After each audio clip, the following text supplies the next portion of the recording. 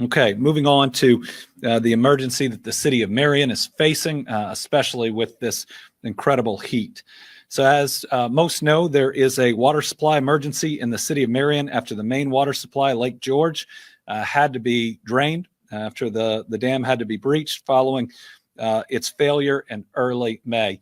Had not that controlled breach been done, it would have not only taken out that dam and emptied the reservoir that was used, it would have taken out the backup lake along with a couple of bridges. So it was absolutely necessary.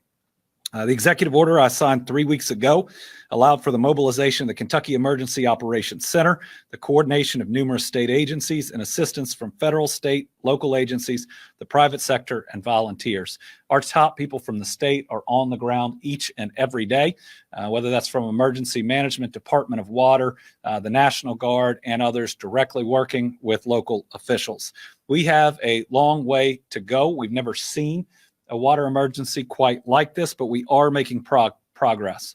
Since I signed the EO, agencies have been working together and with city officials on both short and long-term fixes to the city's water emergency. Bottled water is being brought in and distributed 3 days a week for both drinking and cooking. National Guard's been bringing in tankers of water from nearby rivers and adding it to Old City Lake. That is the backup that's being used. The main reservoir was Lake George. So the National Guard's been bringing in tankers. I think we have 4 tanker trucks at I think 2,000 gallons or around that a piece, and they've been dumping it in the backup lake, if you will, to try to battle at least evaporation. I think we've done a little bit better, but it's gotten really hot. Yesterday, private haulers who will ultimately be taking over for the National Guard also began trucking in drinking water to the city's collection well. They have greater capacity than the Guard's tankers, and so this is a step in the right direction. One challenge was we had built a ramp for the National Guard trucks. These trucks, because they can carry more, are heavier. So we had to dig a channel in Crooked Creek that feeds Old City Lake. This allows water to feed into the lake, but also release thousands of gallons of water that had been blocked. The new channel raised the lake level, making up for some of the rain that hasn't fallen. Also this week, the states took steps to ensure that even if the lake levels fall, the city will still have water with the installation of a floating intake. In other good news, the city is now receiving 144,000 gallons of water per day from the Crittenden-Livingston Water District through an interconnect with Webster County. It was hoped a while before that this might fully address the situation. It hasn't, but this volume is up significantly from a week ago. It's important that the Marion water system distribute all the water it processes. So we're now working to ensure that there are no leaks. So 2 firms have begun fixing identified leaks in the system, and we'll continue to monitor it. Every single bit of water is precious for this community of just under 3,000 people. Lastly, you know how important my faith is to me and my family. So we want to mention that last night, the Marion Baptist Church, led by Reverend Aaron Brown, organized a community prayer for rain. We're hoping that it's coming at least tomorrow.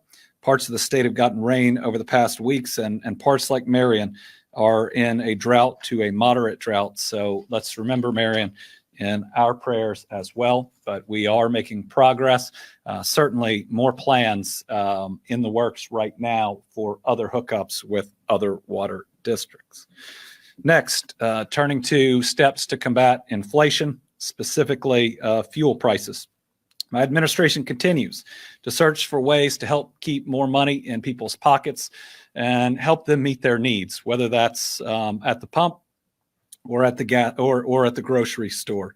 Now, the good news is that our gas has been less expensive than certainly our neighbors to the north, like Indiana. The tough news is it's still too high, even though it's fallen some over the 4th of July weekend, which was the opposite of what was expected. So far, here's what we've done.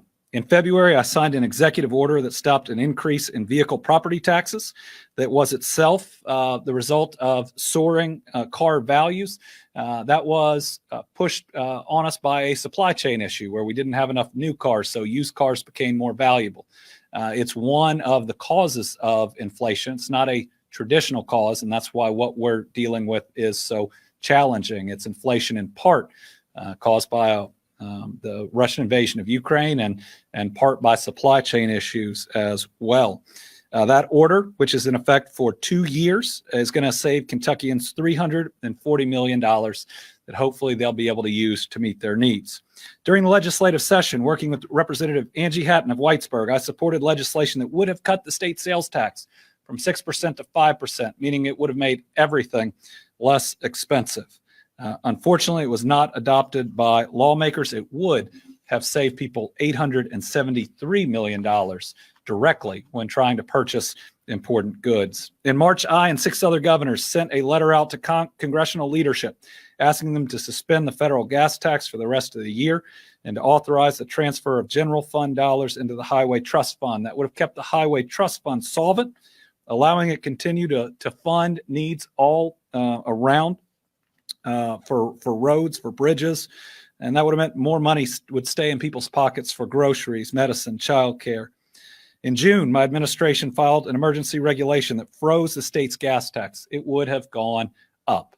Listen, as a state, there's not a lot you can do, unfortunately, to lower the price of gas, but our laws were going to make it go up. We could not let that happen for the people of Kentucky. People are trying to minimize this, but the price of your gas was going to go up because of a state law if we didn't act to stop it, and you bet we acted to stop it. That's saving Kentuckians $35.4 million. And last month, I sent a letter to top administrators at the U.S. EPA asking they grant a waiver to remove the requirement of reformulated gas in the Louisville area that increases the price typically 20-something to 30-something cents.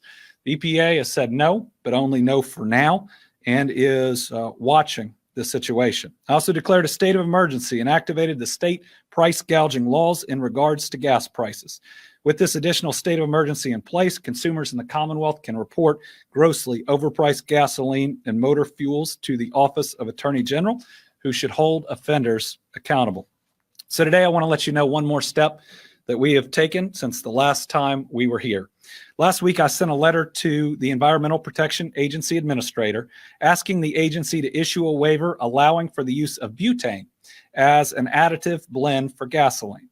I want to note that last month, in an effort to bring down the overall cost of gas, the agency issued a similar waiver that increased the amount of ethanol that can be blended in gasoline. And we do appreciate that effort, but there are a couple of issues. First, ethanol blend is only available in 1.5% of fueling stations across the U.S., so it doesn't help with a lot of stations. And second, any increase in the price of corn over the summer will quickly erode any savings. But butane has historically been relied upon as a cost-effective way to blend gasoline during periods of supply disruption.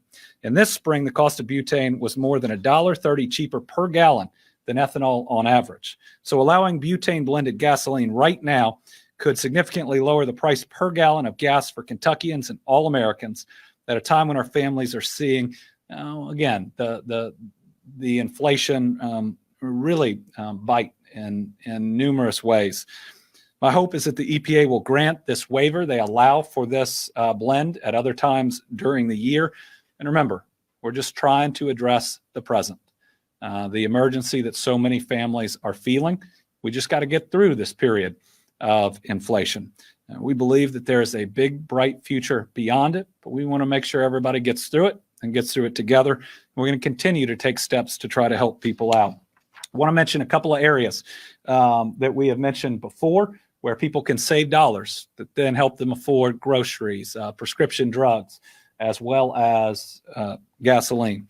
Team Kentucky Healthy at Home Eviction Relief Fund that helps with utilities as well as rent, and it can help for many months of rent. Homeowners Assistance Fund. This can help with your mortgage payments along with taxes and a whole lot of other things and utilities. The Affordable Connectivity Program helps you afford your internet, which is necessary. It's up to $30 a month. Let it help you. And then the Child Care Assistance Program for those that qualify, as well as all the different ways that community action can help through LIHEAP or other methods. Please, if you need help, there's a lot of programs out there. They might not directly impact gasoline, but if we can save you $10, $30, $50 in a different area of your expenses, take advantage of these programs. All right, I want to give an update to our rebuilding efforts after December's deadly tornadoes. Today, I get to report some positive news that our intermediate housing mission is substantially complete. Remember, after the tornadoes, we were dealing with emergency housing, trying to get folks who lost everything to have a roof over their heads, to have the meals that they need. That's when we opened up our state parks. It's when we put people in hotels. We were doing anything and everything we could, along with the Red Cross, the United Way, FEMA, and so many more to help people in their darkest hour. After we got that stabilized and we knew where the families were, we started taking steps towards intermediate housing. Really two different pieces there, finding people apartments or places with relatives or maybe other houses even they could rent. And on the other end, our travel trailer program. Today, I'm proud to report that everyone currently eligible for a travel trailer who wants one has been provided one. We no longer have a wait list for travel trailers. And it's been 7+ months since that tornado event, and this is always and was always going to be a several-year rebuilding process. But to be able to move from emergency housing to now intermediate housing means that we have really stabilized the living situation, even though difficult. You know, if you've lost your house, it's difficult. Certainly a lot more stability now as we are rebuilding. All right, another positive update on the Team Western Kentucky Tornado Relief Fund. As you know, to date, more than 150,000 individuals and organizations from all over the world contributed to the fund. We raised over $52 million. That is above and beyond the aid that folks have gotten from FEMA, from the Red Cross, from the SAFE Fund.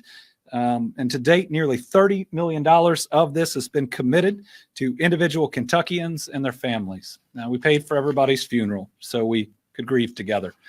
We paid for everyone who had insurance.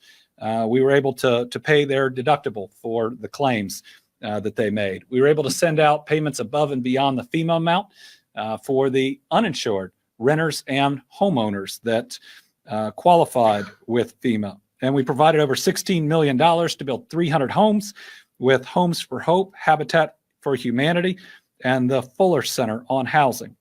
I think it was last week or the week before, we announced the Graves County Grain Assistance Program. This was for farmers in the area, not just in Graves County, that used a local granary. With that granary almost completely destroyed, their costs of transporting their grain went up significantly. They've got to basically get it to the river now to another facility that raises their costs significantly. Since early May, this was a $3.25 million program. I'm here today to say we're opening it up to be larger than that. It provides about 50 cents a bushel to these family farmers, and we've already had more than 100 local farmers apply. Our guess is it's going to be somewhere between $4.5 and $6 million that we ultimately provide to these farmers, but a good program that is helping.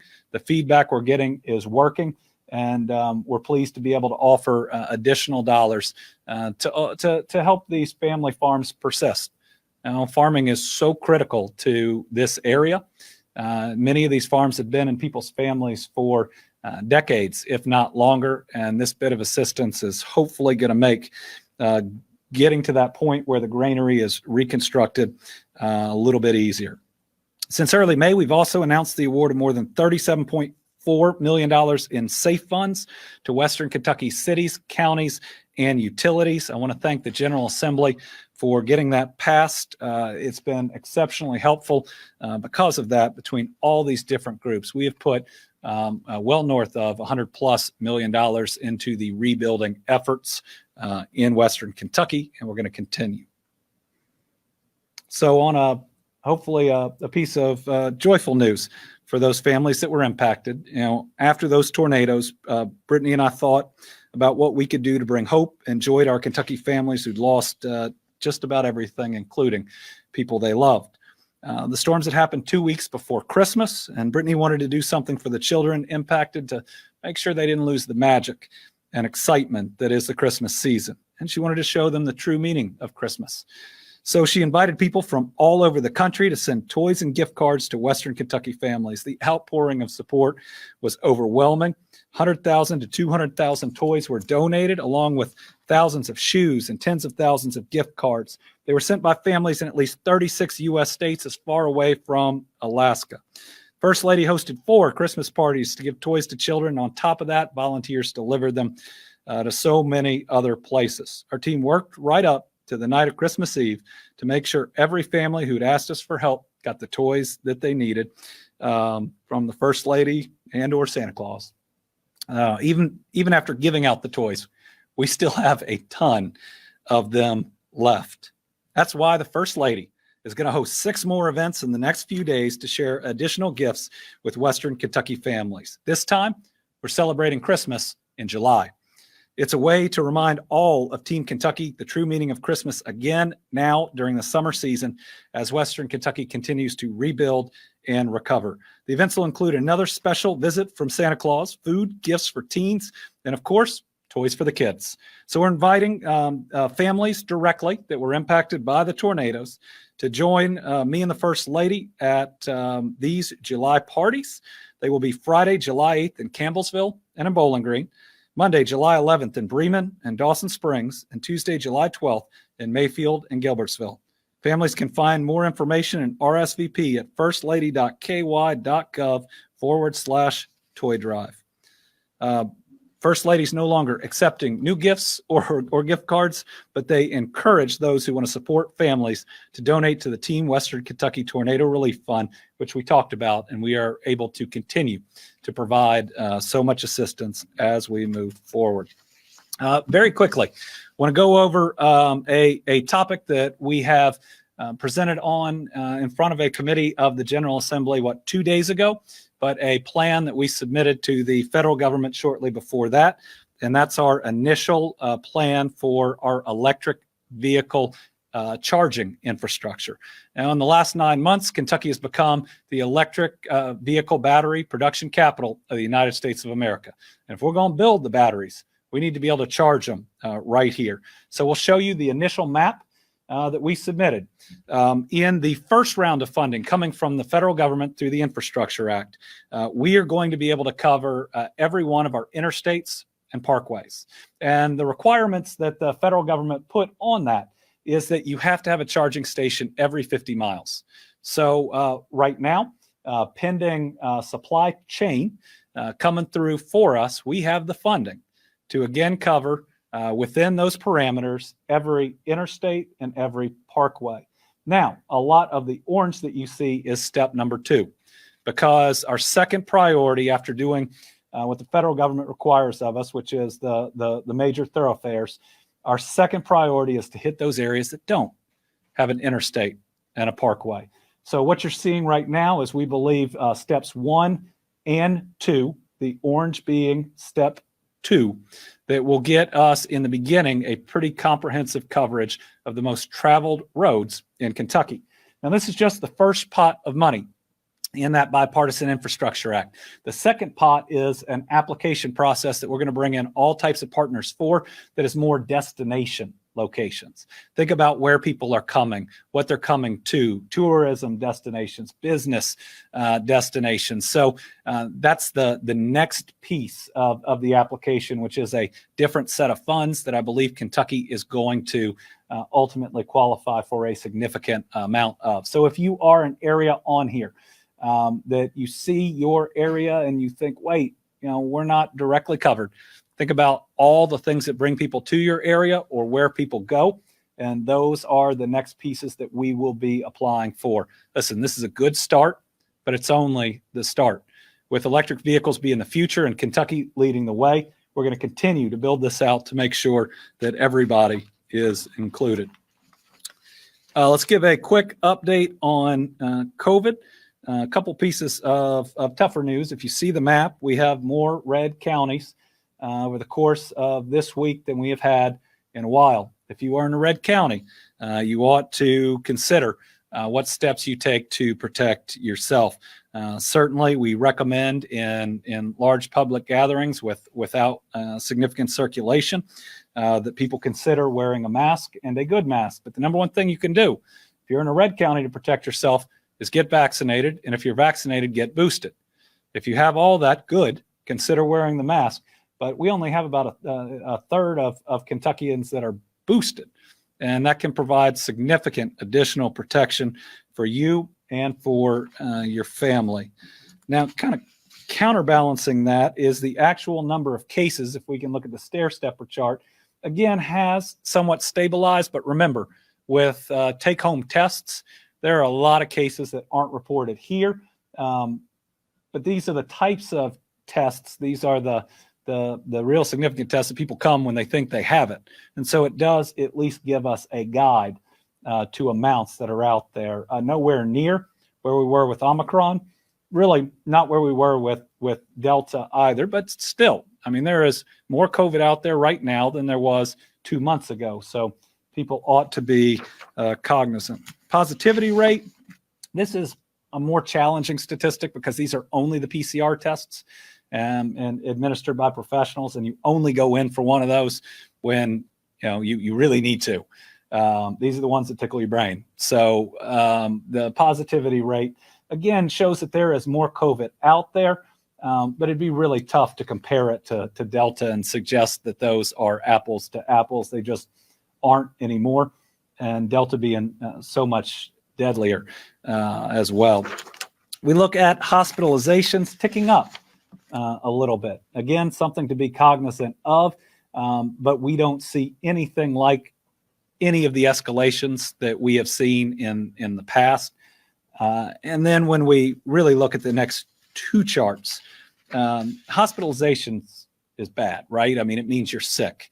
The ICUs mean that you are really sick. And while they might be up a fraction, still at the lowest point than at any real part of this pandemic. That is good news. That means cases and numbers of cases, again, has detached and is no longer directly correlated, directly related to how many people get really sick. This, even with more out there and even with people still passing away from COVID, this is a real blessing that I hope is proof of moving from pandemic to endemic.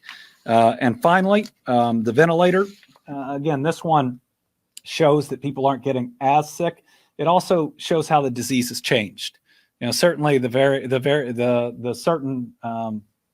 current versions of COVID that are out there, Omicron or the Omicron variation, hits people higher up in the respiratory system, which is good. I mean, it means there's going to be less serious disease, but it also means that there'll be less need for ventilators, at least with what we are seeing right now. With any new variables, we may have to adjust. But when you look at this whole story and you look at this graph, which used to go up when cases went up and would go up when hospitalizations go up, it's still at some of the lowest point of the pandemic while cases are escalated.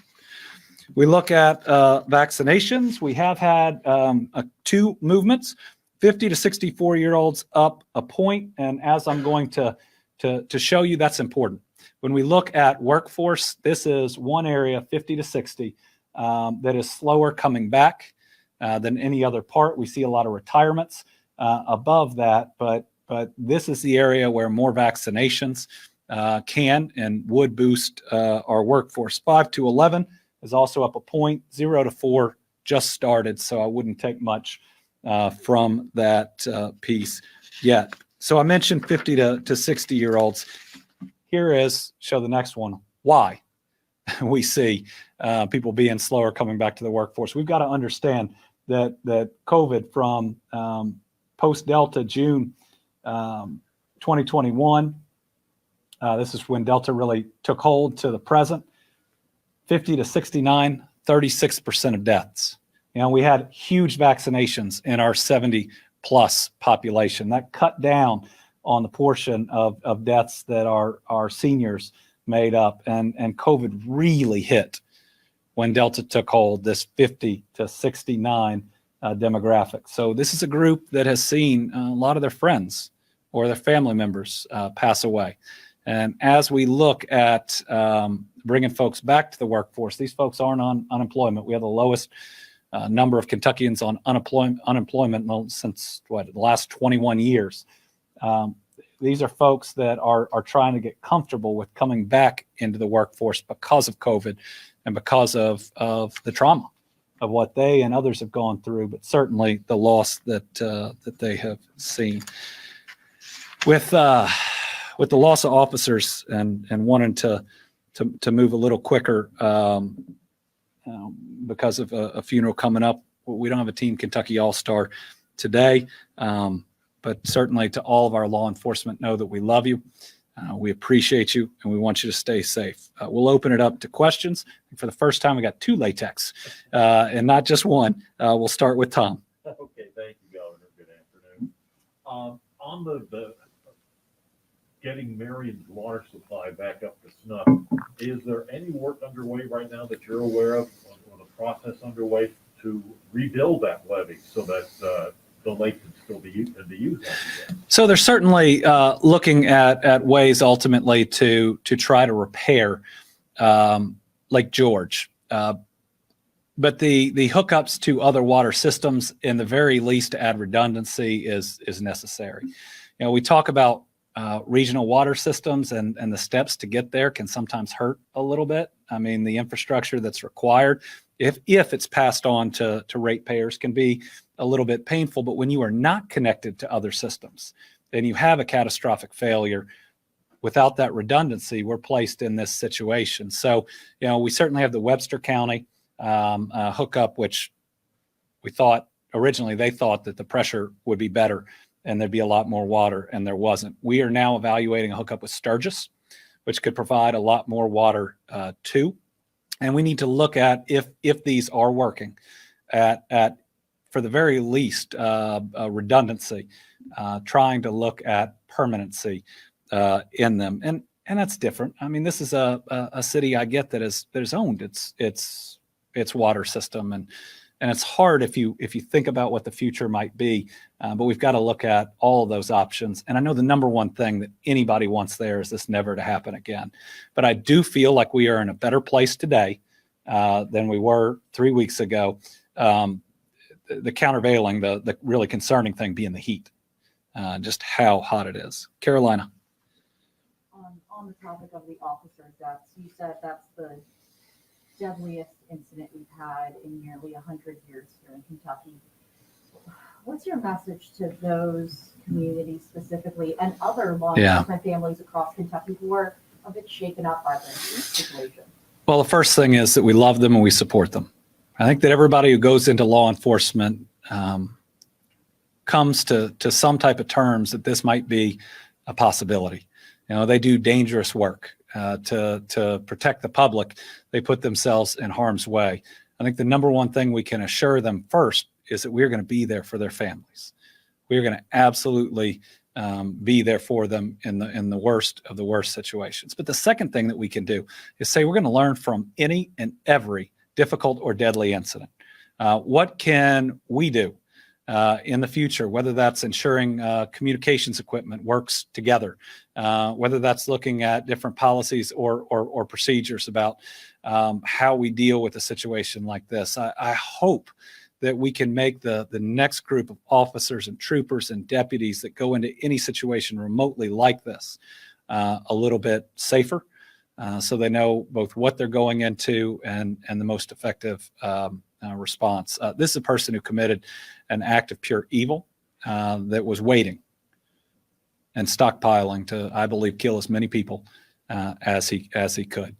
So this person will never get out of prison. I believe will be convicted, and I hope that the sentencing sends a very strong message. I think the other thing we've got to do is we've got to denounce these, and I don't know about this individual, but we see these anti-government, faux militia, domestic terrorist groups that pose such a risk to whether it's law enforcement or the rest of America, and we've got to ensure that we never lift those folks up. we never glorify acts like this or others, and that we stand with our law enforcement and their officers, especially in the toughest of times. Joe Sonka. Has the White House given your office any feedback on whether their planned nomination of Chad Meredith has been rescinded or they're still planning it? And secondly, why did the White House tell your office why Biden was going to nominate Meredith in the first place? So I have not received any update on the potential nomination of Chad Meredith to the U.S. District Court for the Eastern District of Kentucky since the White House told us it was on hold, and I think we provided that information more than a week ago. It's been plenty of time, and by now they should be telling us that it's going to be rescinded. The fact that this individual assisted former Governor Bevin with the worst misuse or abuse of gubernatorial power, certainly in my lifetime, should be disqualifying. And this is the Deputy General Counsel who worked on pardons that allowed rapists and murderers to walk free. Listen, my office was involved in prosecuting some of those cases. It was a gang rape of a minor that they let an individual who taped it and then almost posted or sent it around walk free. We had worked so hard in that case to ensure that victim get justice and also not have to be re-traumatized by testifying at trial, and to see the callousness with which the last administration put a pardon there or on others that we have seen. It even led to what we believe is an FBI investigation in one instance. And how someone who participated in that could be nominated for a judgeship is beyond me. What was the second part? Did the White House ever tell you why they plan to nominate Meredith for that position? They never given you. No, I haven't received any definitive reason on why they were nominating him. I certainly hope that they will back off of it.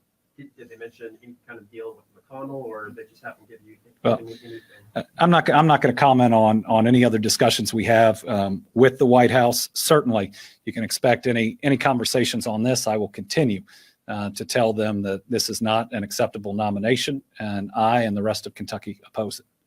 Tom, you already went. Anna Latek. Yeah, now, sorry. So with regards to the EV charging infrastructure that we're looking at, is there going to be educational access to people who might not be so ready to accept, electric vehicles as a viable mode of transport? Is it going to be something that we take on just as a state? Is it going to be something where the EPA is going to help provide, information and educational resources for, parts of the state that might not be quite as hip to the electric vehicle trend? Well, what's interesting is we see overwhelming demand for electric vehicles all over. I believe that when Ford launched the Lightning, and this is a truck that is electric, I think they expected it to be popular, but it has been overwhelmingly popular.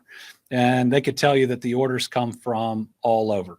That there are folks from the most urban to the most rural areas that are really interested and exciting about it. Part of this will be government talking to people about certainly accessibility of the charging stations. We'll need to talk about safety with them. But a whole lot of what's going to drive electric vehicles is the marketing from the companies themselves. They've all committed that a certain percentage of their sales, and a very large percentage, is going to be electric. I believe that marketing, along with potentially the price of gas, is going to push a lot of people in that direction. And this isn't new. We've had hybrid vehicles and others around for a while. I think, though, having information about where charging stations are going to be, how long it's going to take, how you do it, that's going to be really important for people to make that decision. Okay, we got Austin Horn from the Herald Leader. Thank you, Governor.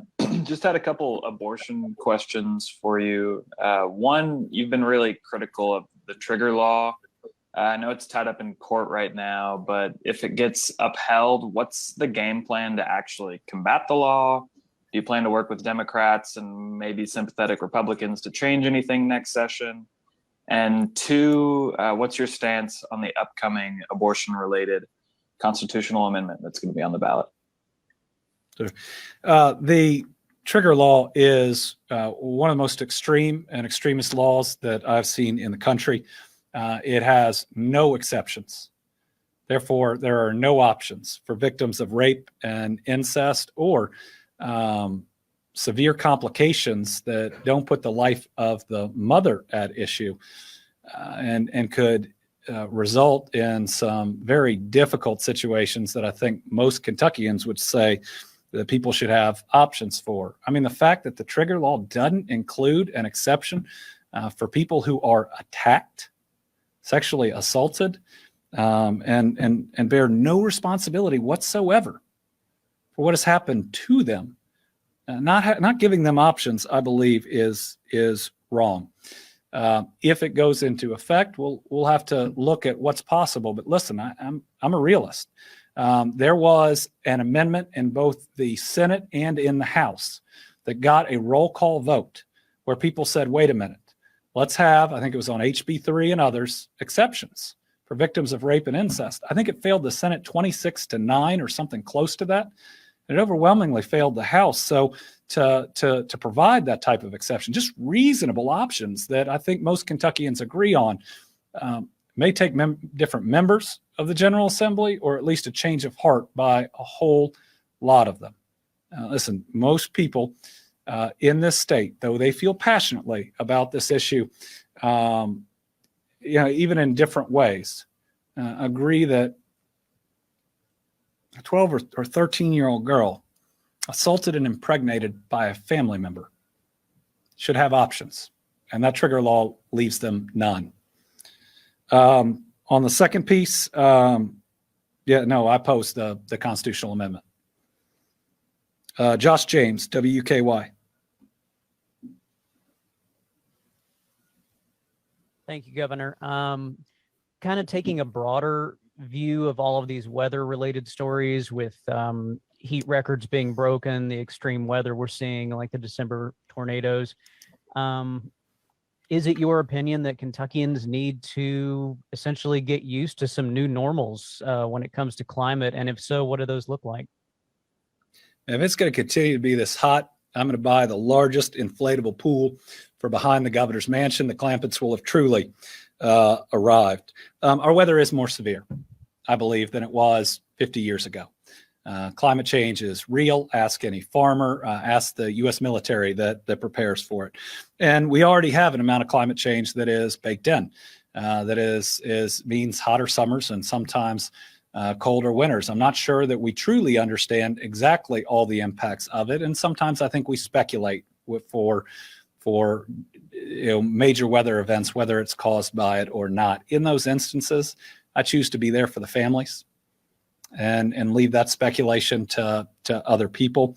But I do believe that we've got to be more resilient as we go forward. That could be from the flooding that we've seen in eastern Kentucky. We never want Beattyville to be underwater. Whether that's driven by climate change or not, we want it to stop. We got to make sure that we have water supplies for cities like Marion with redundancy. Again, whether that's record heat or even if this is just a one in every however many year occurrences, we've got to be more resilient. And there's just no question we're seeing more events and that we're going to have to be better prepared for them as we go into the future. Now, the Infrastructure Act gives us an opportunity as we rebuild a lot of our nation's infrastructure to try to make sure that it is more resilient. And there are more government programs that are helping on the flooding and on the other areas. So we got to be smart about it. But, again, people might argue about the reasons. We can all agree that more resilient infrastructure that protects our people better is a good thing. Melissa Patrick, Kentucky Health News. Hi, Governor. So on the abortion issue, your most recent comments focus on the extremist position of not allowing abortions for rape and incest in the trigger law. But in the past, I believe your position has been more broadly that you supported Roe versus Wade, which before it was overturned, protected the right for anyone to have an abortion or to choose an abortion. Is that still your position? And if it's not, what is your current position on who should be allowed access to an abortion? So I believe Roe v. Wade had it generally right. And that's not that everybody can get a procedure at any time. It's not that at all. It's that this ultimately should be a rare but safe and legal procedure that there are reasonable restrictions that can be placed on it. I've always been against what people call a late term abortion.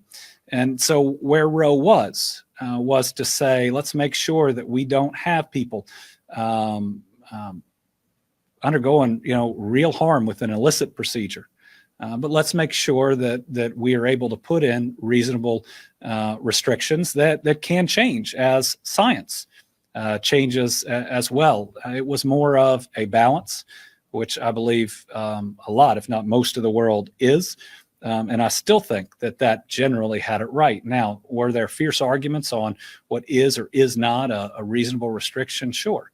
But at the same time, that this is where we are now is something totally different.